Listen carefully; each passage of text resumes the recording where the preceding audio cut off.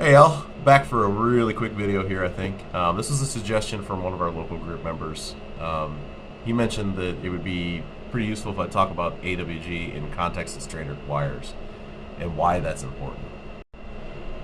With stranded wires, the difference is in the way that the actual wire itself and the strands that make up the wire are measured. So as you can see here, right here, when you make circular strands, it's actually taking about 25% of the wire area with a gap.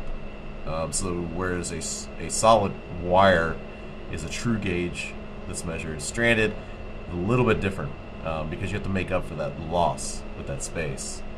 So as you can see down here below, some stranded wire will actually be labeled with something like a 730, like in this example, which means it's a 22 AWG wire with 7 strands of 30 AWG to make up the 22 AWG.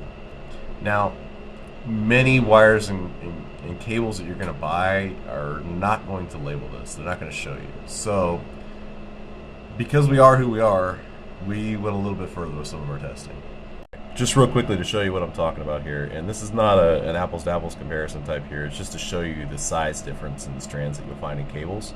On the left hand side, you've got something that is marked as an 18 AWG, but actually tested as about a 22 in one of our videos.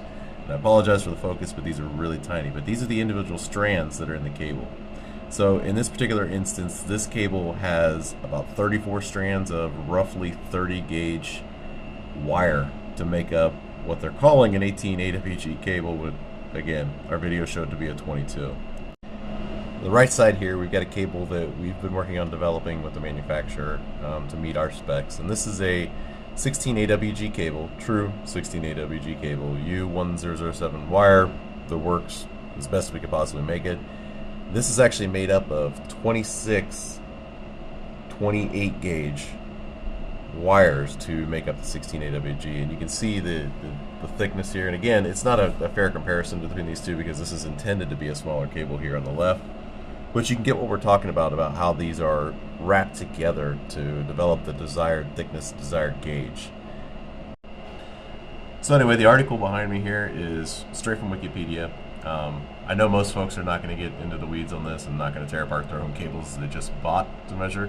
But just know that there's nerds like us out there that are doing this, so that the cables we deliver to you guys actually are what we say they are.